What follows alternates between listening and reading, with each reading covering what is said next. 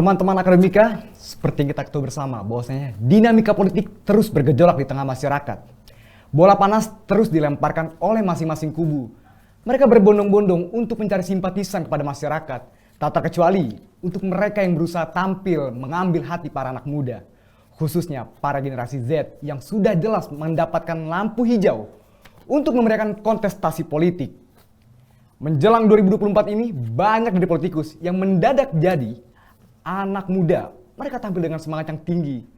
Tak sedikit juga dari mereka yang menyelaraskan pola-pola apa saja yang saat ini sedang ngetren.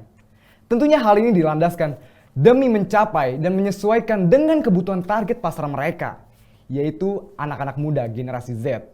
Akan tetapi hal itu rasanya sedikit berkontradiktif dengan situasi yang saat ini dirasakan. Mereka lebih memilih sikap apatis dan skeptis terhadap dunia perpolitikan di Indonesia. Sikap apatis tersebutlah yang menjadi persoalan kita pada hari ini. Maka oleh karena itu, kita akan bedah persoalan demi persoalan yang terjadi pada saat kondisi saat ini. Bersama di dalam ruang lingkup anak muda. Dalam tema Melek Politik bersama generasi Z, selamat datang di Ruang Dialog. Sudah hadir di tengah-tengah kita Bapak Wakil Dekan 2 sekaligus dosen ilmu politik Universitas Muhammadiyah Jakarta, Bapak Joni Gunanto. Selamat siang Pak Joni. Selamat siang, Assalamualaikum. Apa kabar hari ini Pak Joni? Alhamdulillah baik. Oke, Pak Joni tidak sendiri teman-teman. Sudah hadir juga mahasiswa FISIP UMJ sekaligus merupakan generasi Z. Sudah hadir juga bersama saya Mas Saiful Abdi. Selamat siang Mas Saiful Abdi. Halo, siang. Gimana kabar hari ini? Alhamdulillah. Alhamdulillah. Oke teman-teman akademika, lengkap sudah bintang tamu kita pada hari ini. Satu hal Pak Joni yang ingin saya tanyakan. Tapi sebelum saya lempar ke Pak Joni, saya ingin melempar pertanyaan ke Pak Sabdi. Mas Sabdi ini. Mas Abdi. Menurut Mas Sabdi, apa yang sedang terjadi Mas Sabdi terkait dengan situasi dan kondisi dengan anak-anak muda saat ini yang lebih cenderung mengambil sikap apatis dan mungkin tanda kutip cuek terhadap dunia perpolitikan saat ini? Oke, baik, terima kasih pertanyaannya. Jadi kalau kacamata saya sendiri sebagai seorang mahasiswa dan sebagai anggota atau member generasi Z yang kita sebut Gen Z atau Gen Z, memandang bahwa hari ini sebenarnya mahasiswa atau generasi Z itu tidak apatis terhadap isu-isu politik dan problematika kebangsaan yang terjadi hari ini. Jadi kalau dianggapnya mahasiswa atau generasi muda atau milenial, generasi Z dianggapnya skeptis kemudian apatis terhadap isu politik, apalagi nanti kita akan memasuki tahun politik di tahun 2024. Jadi saya rasa itu tidak benar gitu. Itu keliru, hal yang keliru jika dianggap seperti itu. Nah, suara generasi Z, suara milenial dan suara mahasiswa adalah suara masa depan untuk bagaimana mendorong kekuatan-kekuatan besar yang akan jadi kekuatan-kekuatan besar di masa depan dan tentunya nanti momentum politik di 2024. Seperti itu mungkin. Oke, jadi menurut Mas Sabdi ini adalah ada satu hal yang keliru terkait tentang sikap apatis dan skeptis tanda kutip mungkin generasi Z dan mahasiswa terhadap dunia perpolitikan. Itu tidak benar Mas Sabdi, saya ingin konfirmasi. Betul ya? Betul. Apa yang menjadi landasan Mas Sabdi mengatakan hal seperti itu? Bukankah kita melihat ketika banyak sekali anak-anak muda dan generasi Z saat ini lebih cenderung menghindari dengan isu-isu politik yang sedang terjadi? Karena mungkin asumsi dari saya ataupun spekulasi dapat mengatakan bahwasanya dunia perpolitik ini terlalu hitam Mas Abdi untuk anak-anak muda gitu. Dan memang dikhususkan bagi para boomers menurut generasi Z ini. Seperti apa tanggapan Mas Abdi terkait masalah itu? Terkait masalah tersebut, ya memang betul tadi apa yang saya sampaikan di awal. Jadi saya ingin konsisten dengan pendapat saya. Jadi hal yang keliru jika disampaikan bahwasanya anak muda zaman sekarang, apalagi mahasiswa, menjadi apatis terhadap pemilu gitu. Itu bagi saya keliru. Nah, kenapa hal ini saya sebutkan? Karena memang anak muda sekarang cenderung frustasi dengan ketika pendapat mereka nggak didengar, ketika pendapat mereka aspirasi mereka nggak ditanggapi dengan benar. Hal itulah yang menjadi mereka frustasi dan kemudian ada yang menyebutkan frustasi terhadap politik terhadap isu-isu politik. Lalu kemudian ada memang yang anak muda masih mengikuti konsep primordial, artinya dia ikut keluarga. Jika keluarganya pilihannya A, jadi dia pasti ikut A tuh, karena konsepnya keluarga gitu. Oke. Gitu Mas. Jadi menurut Mas Sabdi ini dampak yang dihasilkan daripada banyaknya aspirasi dan sikap kepedulian mahasiswa terhadap politik ini lalu tidak digubris oleh para penguasa sehingga menimbulkan rasa frustasi dan rasa dampak yang cukup impact dah. Betul Cukup sekali. konsen itu. Pak Joni, saya ingin menanyakan kepada Pak Joni, ada nggak Pak Joni terkait tentang perbedaan cara berpartisipasi generasi Z dengan generasi sebelumnya terkait dengan tindakan mereka di dalam dunia politik itu? Baik mungkin secara pemilu, kampanye dan lain-lain. Ada nggak sih perbedaan di dalam itu Pak Joni? Menurut Pak Joni sendiri? Mas Mahesa, Mas Sabdi tadi sudah menyampaikan pendapat ya. Saya hanya ingin menggarisbawahi tadi sesuai dengan pertanyaan sudut pandang kita tentang politik. Jadi kalau kita pilih apa perbedaan generasi Z atau Gen Z dengan generasi sebelumnya, generasi Z itu jelas melekat dan sangat identik dengan media. Oke. Kalau generasi sebelumnya, apalagi misalnya generasi yang sangat feodal ya. Feodal itu mereka yang belum kenal teknologi dan lain-lainnya menyampaikan pendapatnya ya kadar. Oke. Jadi kalau kita lihat dalam konteks politik, ya mereka milih ya apa adanya. Apa adanya, betul. Apa yang mereka lihat, apa yang mereka dengar, ya itu yang apa mereka sampaikan. Oke. Dari mana mereka melihat dan mendengar, medianya sangat terbatas. Oke. Ya kan? Betul. Nah, kalau jadi partisipasi itu proses keterlibatan warga negara dalam politik praktis, tidak selalu pemilu. Oke. Tidak selalu pemilu. Jadi kalau Sabdi tadi bilang oh bukan lagi apatis ya, bahkan frustasi terhadap penguasa. Betul. Coba kita lihat tren-tren anak muda sekarang menyampaikan pendapat politiknya itu dengan media sosial. Setuju Pak Joni? Ya kan? Ya betul. Orang tua kita dulu nggak seperti itu. Oke. Tapi generasi sekarang bahkan ini menjadi viral itu ya ini istilah generasi Z. Betul. Setuju. Ya kan? Jadi kalau teman-teman lihat kasus kemarin di Lampung, bahkan sekarang menyebar ke semua daerah tentang infrastruktur. Disuarakan oleh anak muda. Ya kan? Dan itu viral. Ketika sudah viral maka si pengambil kebijakan itu hanya respon. Wah, ini bahaya nih kalau tidak direspon karena sudah masuk di media. Oke. Nah, kalau generasi dulu mereka menyampaikannya secara lisan, secara langsung, tidak melalui media. Itu sebenarnya perbedaan yang cukup signifikan. Oke. Oke, Jadi pertanyaan, mungkin karena perbedaan teknologi dan zaman sehingga banyak dari generasi sebelumnya itu lebih milih sikap feodal dari mana mereka mendapat informasi dan disitulah mereka mengikuti alur Pak Joni seperti itu ya. Iya. Sedangkan saat ini dengan segala berbagai macam keadaan yang serba canggih, banyak anak-anak muda yang terinspirasi dan menarik perhatiannya kepada dunia politik dengan berbagai macam konten yang tentunya bisa mengundang perhatian daripada penguasa ataupun para pemerintah. Begitu Pak Joni. Oke, saya sedikit aja menyampaikan bahwa partisipasi politik kita itu sangat spektator. Apa itu spektator? Sangat minimalis. Kita terlibat dalam proses politik itu ya sangat minimal. Minimal itu berapa? 5 tahun sekali. Yaitu melalui pemilu. Jadi politik itu selalu identik dengan pemilu. Padahal tidak. Politik itu kenapa? Mungkin anak muda sekarang banyak juga yang bilang, saya malas berpolitik.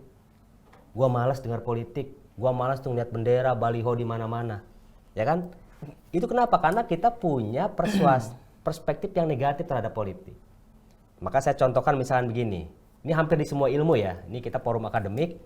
Anak muda juga harus tahu. Bukan saya bilang ke Sabdi dan Mahesa juga mungkin punya pendapat yang lain. Malas gue dengar politik. Nah, sama seperti pulpen ini. Pulpen ini kan untuk menulis.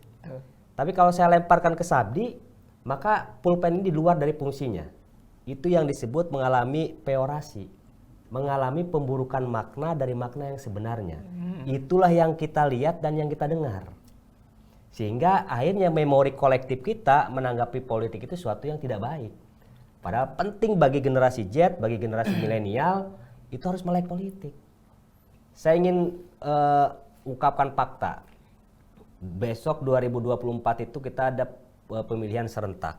Ya. Pemilihan legislatif dan pemilihan presiden. Oh iya. Nah, host kita juga belum tahu nih, ya kan? Berapa kertas suaranya?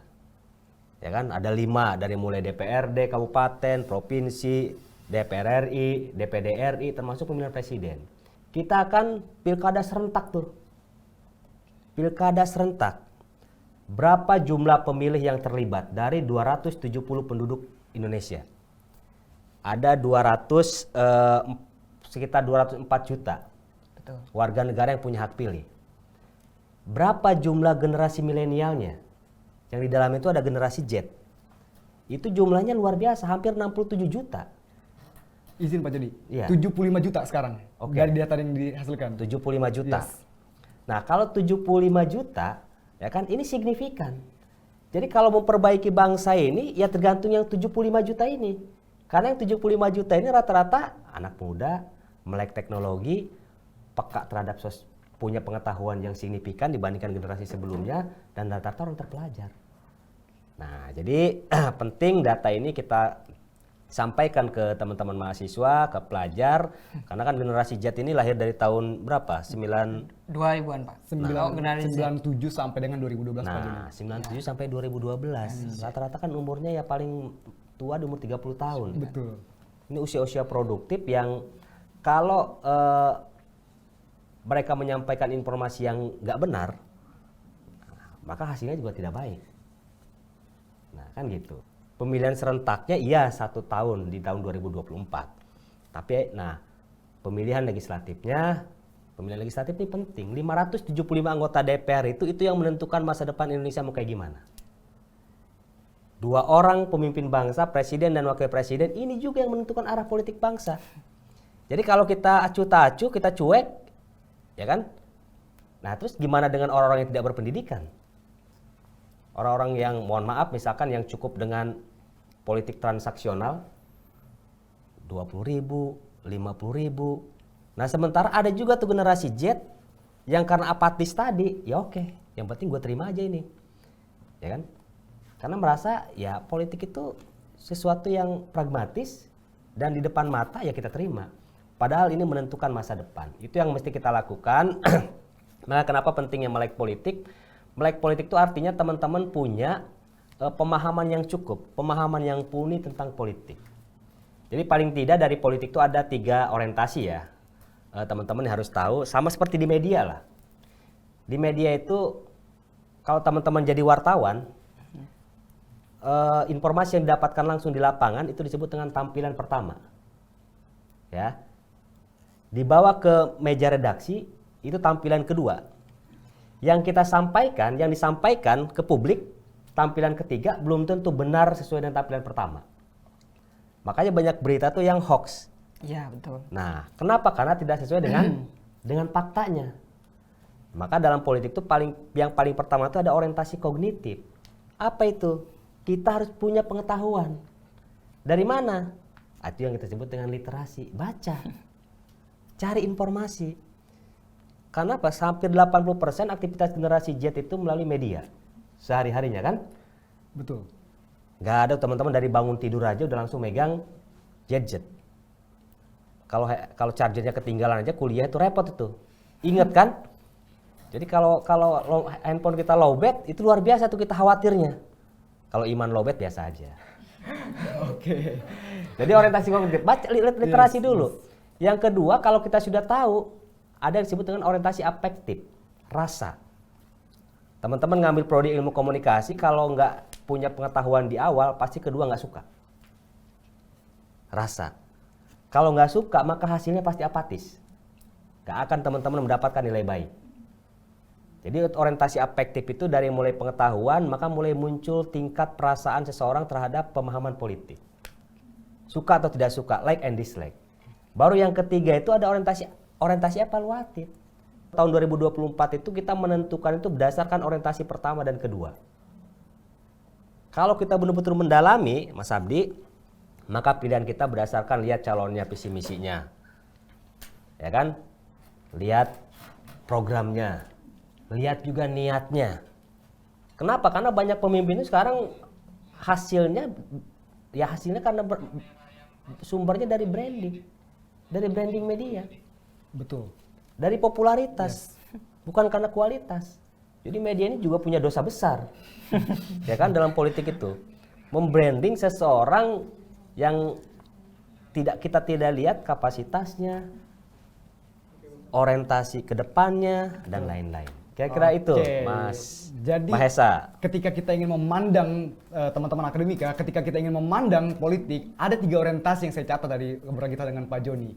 Yang pertama itu tentang kognitif, bagaimana cara kita mendalami literasi, mencari tahu sebanyak-banyaknya tentang apa itu politik dan siapa-siapa saja aktor yang terlibat di dalamnya. Lalu melibatkan afektif, orientasi afektif. Apa itu afektif? Melibatkan perasaan, suka atau tidak dengan pasangan calon ataupun siapa yang kita suka dengan aktornya. Setelah 2 itu kita masuk ke tahap evaluatif. Evaluatif itu bagaimana cara kita menentukan perasaan kita ingin memilih siapa daripada 2 orientasi tersebut. Antara kognitif dengan afektif disatukan menjadi evaluatif, teman-teman akademika. Nah, sudah kita dengar penjabaran yang luar biasa dari Pak Joni. Saya ingin menanyakan satu hal lagi dengan Mas Abdi terkait dengan pengguna sosial media. Ya. Seberapa pengaruh Mas Abdi penggunaan sosial media ini? Seperti yang kita ketahui bersama bahwasanya banyak sekali aktivis-aktivis di media sosial, mungkin seperti Bintang Emon, lalu kemarin kita melihat siapa namanya yang di Lampung itu, Bima, dan tentunya banyak lagi dengan berbagai macam konten yang tentunya ini bisa menyadarkan kita terhadap dunia politik kan gitu. Seberapa pengaruh teman-teman sosial media ini terhadap sosial media?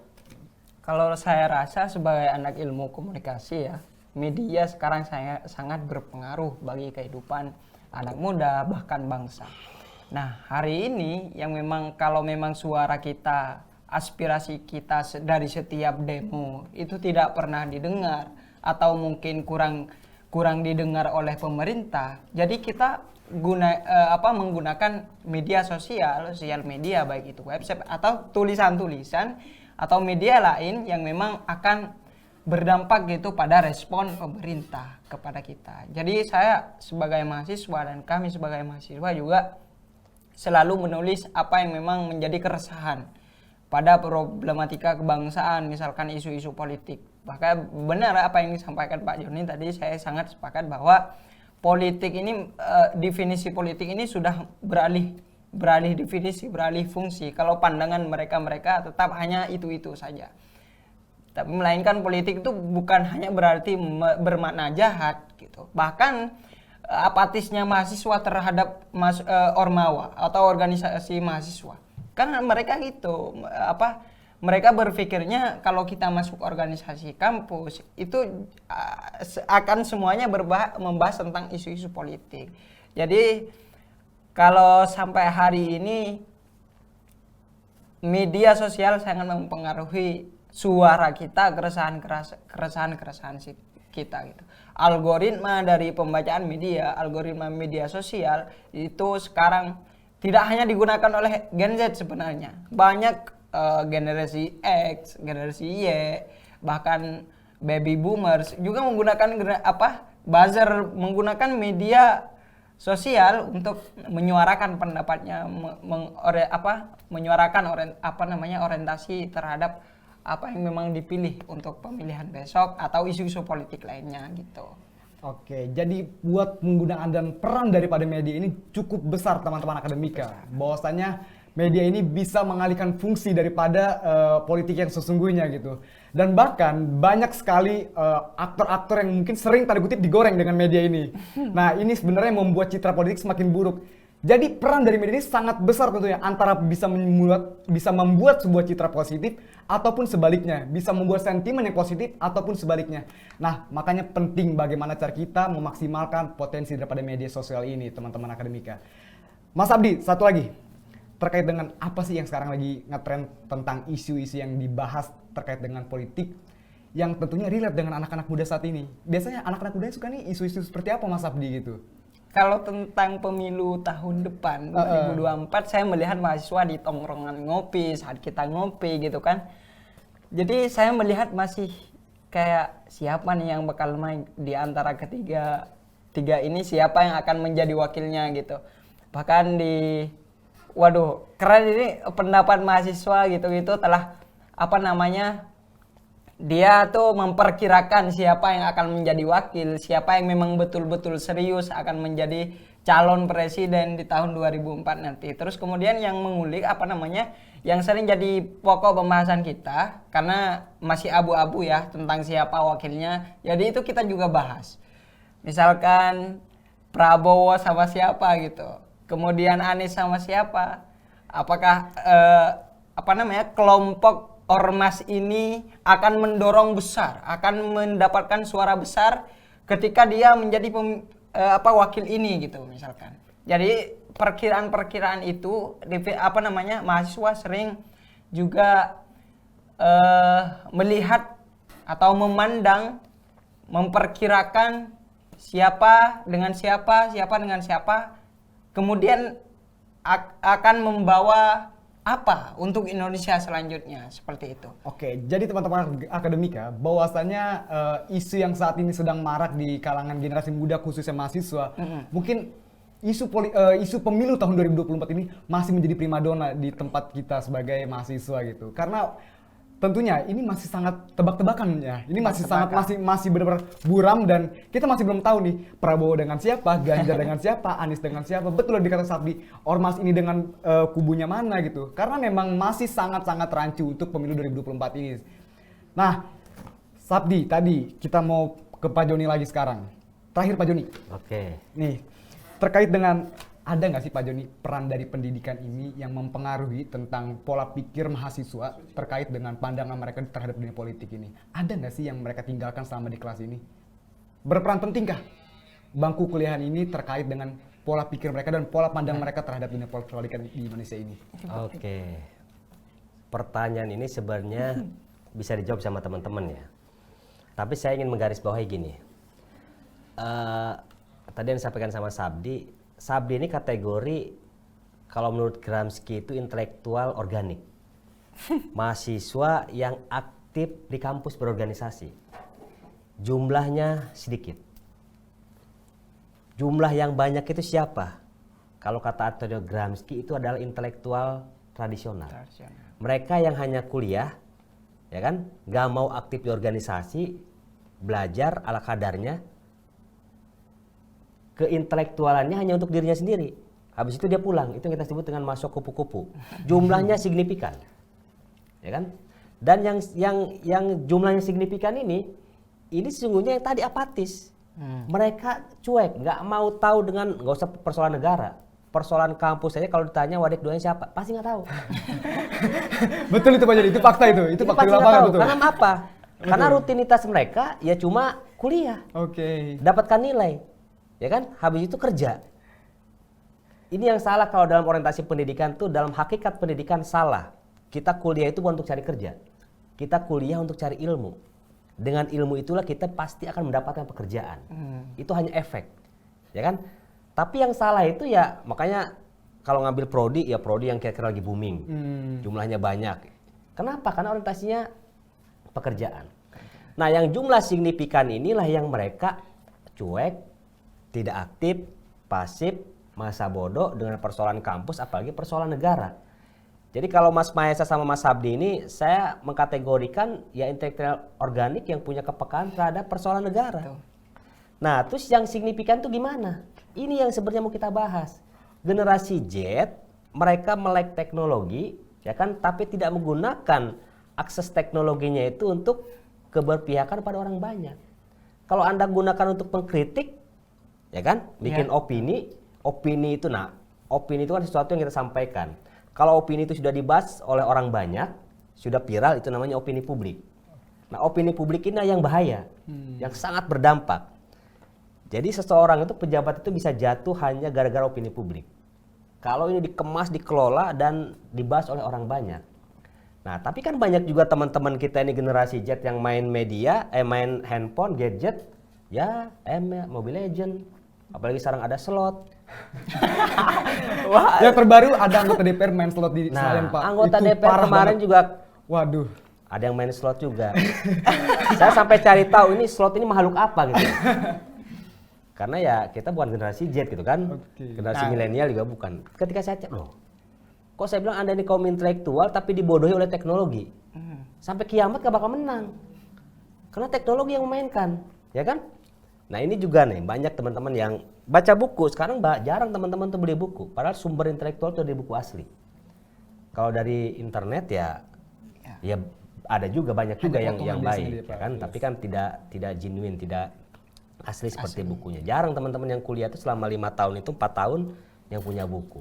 Jadi ini yang kita kelola, yang menjadi target kita supaya mereka punya partisipasi yang aktif. Mereka milih itu tidak hanya sebatas milih, tapi menggunakan hak pilihnya itu betul-betul dia berpikir suara saya itu untuk masa depan bangsa dan negara.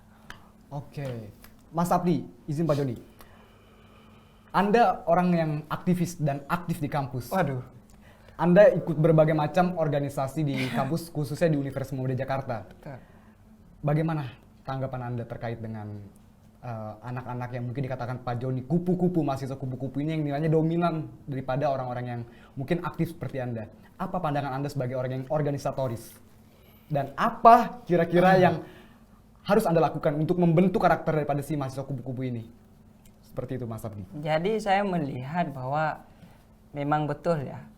Kalau kita di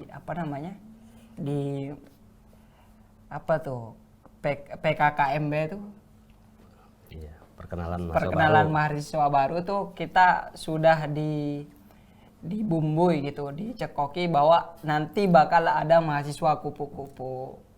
Nanti kita bakal ada mahasiswa yang habis kuliah kerja, habis kuliah nongkrong segala macam. Kita dikasih tahu itu.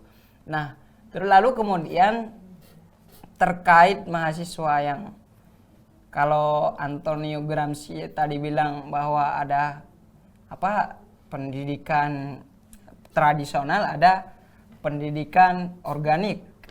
Nah, inilah yang kemudian kalau mahasiswa yang tidak aktif organisasi, kalau kita melihat bahwa mereka tuh itu yang saya tadi bilang, saya mencoba untuk konsisten bahwa kita mau masuk organisasi pasti dicekoki dengan isu-isu politik. Wah, jadi dia menganggapnya tuh bahwa politik itu jahat gitu. Dia menganggapnya bahwa dalam politik tidak ada hitam, tidak ada putih. Itu abu-abu dalam politik tuh. Nah, jadi saya memandang bahwa hari ini memang sebagai seorang yang aktif di berbagai macam organisasi, saya melihat mahasiswa yang nggak apatis terhadap organisasi, alergi terhadap organisasi, itu kurang literatur bagi saya, kurang membaca. Yang saya sangat apresiasi gitu pada mahasiswa yang pengen diskusi sekarang. Nah, sekarang diskusi kita hanya 2-5 orang aja kayaknya. Di ruang dialektika, di ruang diskusi itu sedikit Mas, minim Mas. Misalkan dari organisasi A ini punya jumlah anggota 100, yang ikut diskusi nih, yang ikut kajian biasanya hanya 10. Itu kalau itu maksimal itu 10. Minimal 5 lah sama materinya itu Mas. Jadi saya melihat bahwa hari ini memang mahasiswa kenapa ya gitu.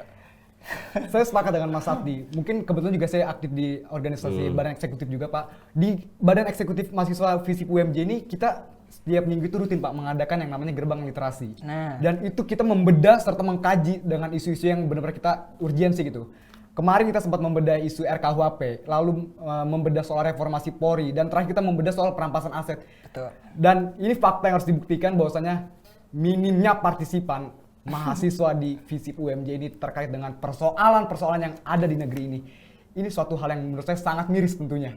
Dari sekian banyak jumlah mahasiswa di FISIP UMJ, akan tetapi yang aktif di dalam sebuah kajian dan kita konsolidasi, itu hanya beberapa orang aja, tidak mencapai 50 orang lebih. Itu sifatnya sangat-sangat ironis mungkin menurut saya Pak Joni. Nah, terakhir Pak Joni mungkin, apa yang ingin Pak Joni sampaikan terkait dengan sikap apatisme mahasiswa di khususnya mungkin di FISIP UMJ dengan perpolitikan di Indonesia? Ada pesan-pesan untuk mereka?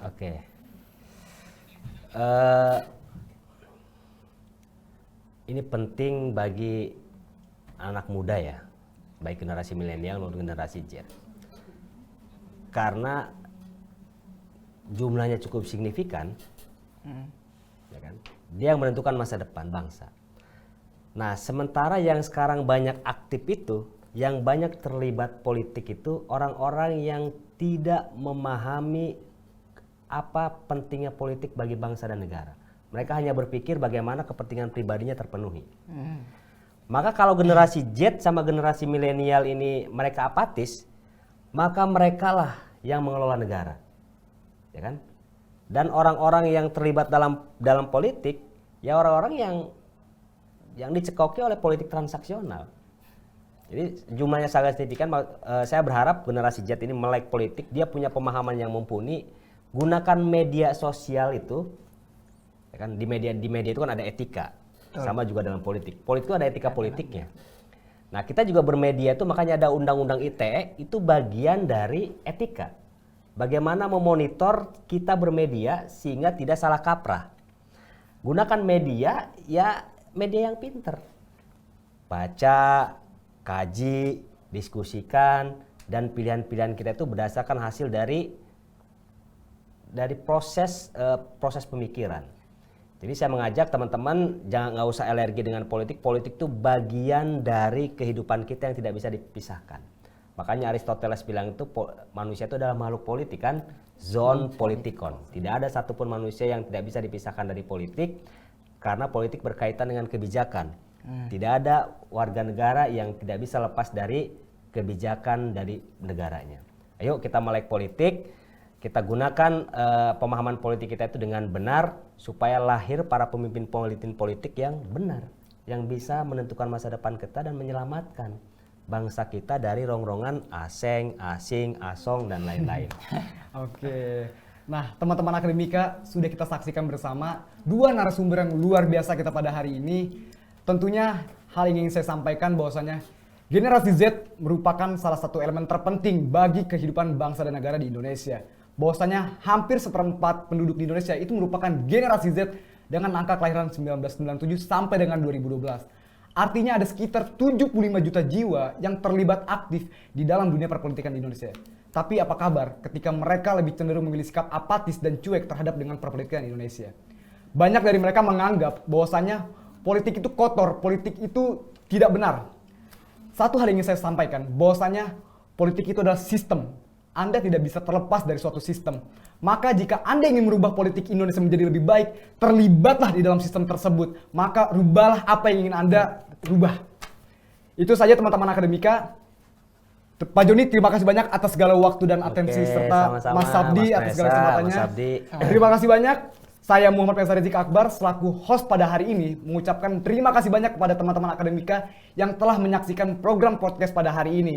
Kurang dan lebihnya mohon maaf. Billahi fisabilil haq fastabiqul khairat. Wassalamualaikum warahmatullahi wabarakatuh. Terima kasih dan sampai jumpa di next episode.